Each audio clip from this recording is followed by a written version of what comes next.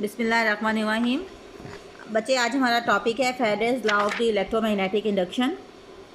हमने electromagnetic induction को study करना है with the help of Faraday's law. तो इलेक्ट्रोमैग्नेटिक इंडक्शन को समझने के लिए हमें फैराडेज के दो लॉज पढ़ने पड़ेंगे।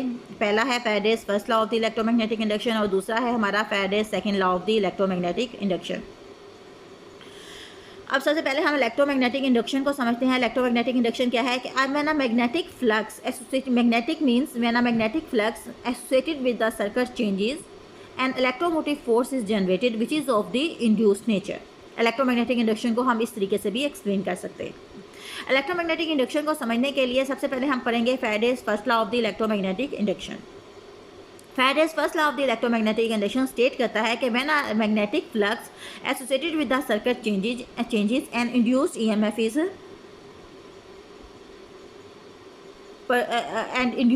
Is produced in a circuit. इसको एक्सप्लेन करने के लिए हम एक सर्किट को सपोज करते हैं। सपोज ये हमारा एक क्लोज सर्किट है। अब इस सर्किट के अंदर वो कहता है कि अगर हम मैग्नेटिक फ्लक्स जो है इसके साथ जो एसोसिएटेड मैग्नेटिक फ्लक्स है अगर वो चेंज होता है तो इसके अंदर ईएमएफ जो है वो इंड्यूस्ड होगी।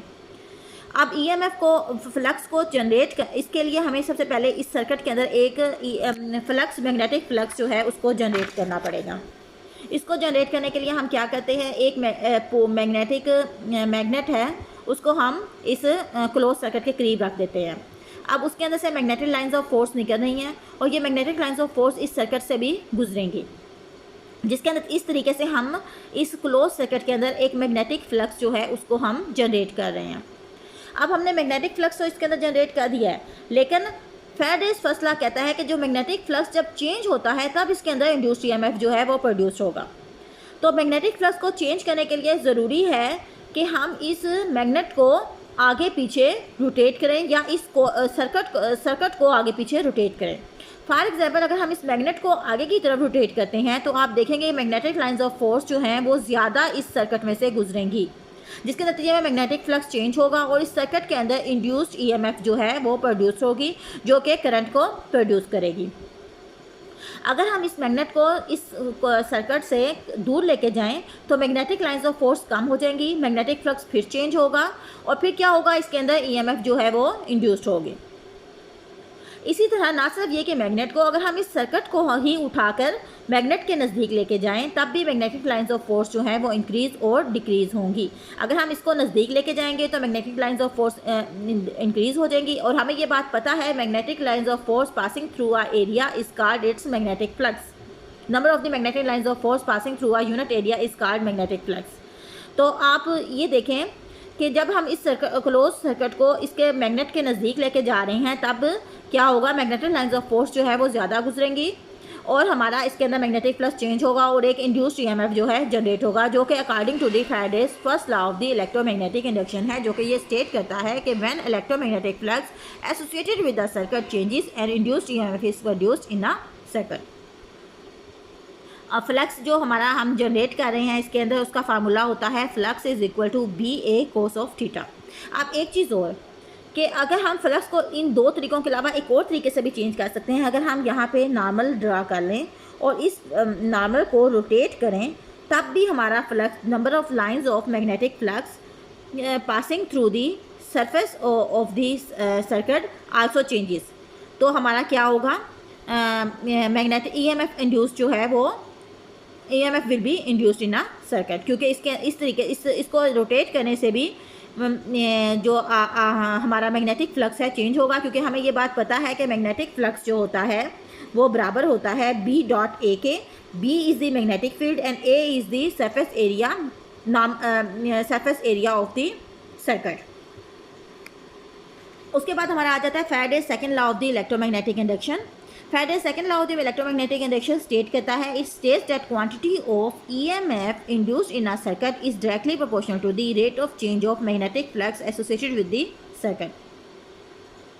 अब इसके अंदर हमने मैग्नेट को नज़दीक लेके जा रहे हैं, मैग्नेट को दूर लेके जा रहे हैं, या कॉइल सर्किट को नज़दीक मैग्नेट के नज़दीक लेके जा रहे हैं या सर्किट को मैग्नेट से दूर लेके जा रहे हैं, तो इसके अंदर जो है ईएमएफ जनरेट हो रहा है। अब वो कहता है कि जो ईएमएफ की क्वांटिटी है, फैराडेज का सेकंड लॉ कहता है कि ईएमएफ की जो क्वांटिटी है वो डायरेक्टली प्रोपोर्शनल टू होगी rate of change of magnetic magnetic flux associated with the circuit के, यानी ये जो फ्लक्स चेंज हो रहा है उसके चेंज होने की शरह के बराबर होगी। मतलब ये कि अगर हम मैग्नेट को स्लोली लेके जाएंगे तो मैग्नेटिक फ्लक्स जो है, ईएमएफ जो है उसकी क्वांटिटी कम होगी, जनरेट होगी, और अगर हम मैग्नेट को तेज़ी के साथ दूर या नज़दीक लेके जाएंगे तो फ्लक्स जो है वो तेज़ी के साथ चेंज होगा, और जिसके नतीजे में ईएमएफ की वैल्यू जो है, क्वांटिटी जो है वो भी ज़्यादा होगी। ये आपका Faraday second law of the electromagnetic induction कहता है। इसको हम इस तरीके से भी लिख सकते हैं कि EMF induce is directly proportional to the rate of change of magnetic flux, जिसका फार्मूला ये बन जाता है d∅b/dt के। अगर हम इसको प्रोपोर्शनल को हटाते हैं तो E इज इक्वल टू आ जाता है k d∅b/dt। ऐसे यूनिट्स के अंदर अगर हम इसके तमाम के यूनिट्स लिखें, फ्लक्स के यूनिट लिखें, टाइम के यूनिट लिखें, इंड्यूस्ड ईएमएफ के यूनिट लिखें, तो k की वैल्यू जो होती है वो 1 के बराबर होती है। तो हमारा इंड्यूस्ड ईएमएफ जो है वो बराबर आ जाता है d∅b/dt के। ये हमारा second law of the electromagnetic induction बन गया। इसका आप फ़ोटो ले सकते हैं। अच्छा, इलेक्ट्रोमैग्नेटिक इंडक्शन के रूल को समझने के लिए, अच्छा एक चीज़ और इसके अंदर मैंने ये नहीं बताया अभी तक, चूँकि जो ईएमएफ इंड्यूस्ड होता है वो अपोजिंग नेचर का होता है, यानी ईएमएफ इंड्यूस की वजह से जो करंट प्रोड्यूस होता है वो अपोजिंग नेचर का होता है। इस वजह से यहाँ पे हम जो है माइनस साइन लगाएंगे, यहाँ पे माइनस साइन आएगा।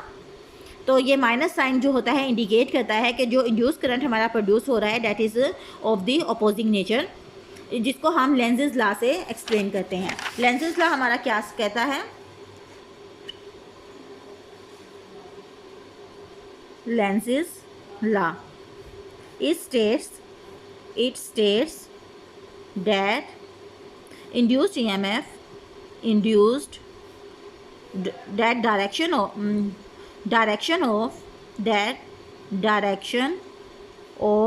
induced current produced in a circuit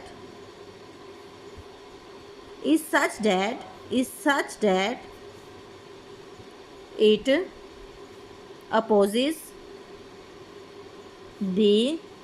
opposes its cause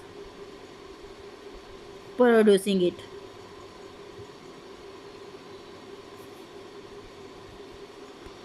ये आपका आ जाता है Lenz's law. It states that direction of induced current produced in a circuit या produce in a circuit due to the change of magnetic flux is such that it opposes its cause producing it. ये आपका Lenz's law है। इसको हम इस तरीके से explain करेंगे। लेट्स सपोज ये आपका क्लोज सर्किट है, ये आपका मैग्नेट है, ये इसका नॉर्थ पोल है, ये इसका साउथ पोल है, ये मैग्नेटिक लाइंस ऑफ फोर्स निकल रही हैं।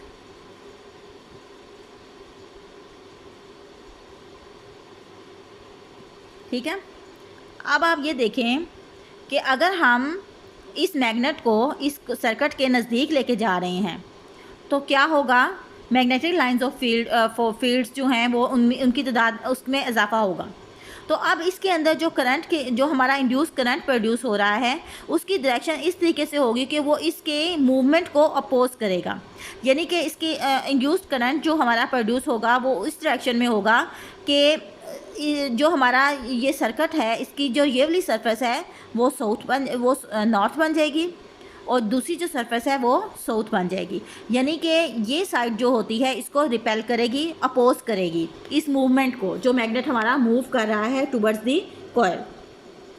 अगर हम इस मैग्नेट को इस सर्किट से दूर लेके जाएं तो क्या होगा कि हमारा दूर लेके जाएं तो हमारा इंड्यूस करंट जो होता है इस डायरेक्शन में प्रोड्यूस होगा कि ये इसकी दूर जाने की मूवमेंट को अपोज करे। इस केस के अंदर क्या होगा? हमारी ये वाली सरफेस जो होती है वो साउथ हो जाएगी और ये वाली सरफेस जो होगी सर्किट की, ये वाली सरफेस जो सामने वाली सरफेस साउथ हो जाएगी, नॉर्थ होगी। साउथ और नॉर्थ तो एक दूसरे को अट्रैक्ट करता है, तो नतीजे में क्या होगा? यानी कि ये इसको अपोज कर रहा है। इस तरीके से हमारा इंड्यूस करंट की डायरेक्शन होगी जो कि लेंजेस लॉ हमें एक्सप्लेन करता है। It states that direction of induce current produced in a circuit is such that it opposes its cause producing it, यानी कि काज क्या है? इस मैग्नेट की मूवमेंट जो है इस इंड्यूस्ड करंट के प्रोड्यूस होने का बाइस बन रही है, और जो बाइस बन रही है वजह जो मूवमेंट जो होती है बाइस बन रही है उसको ये अपोज करेगा।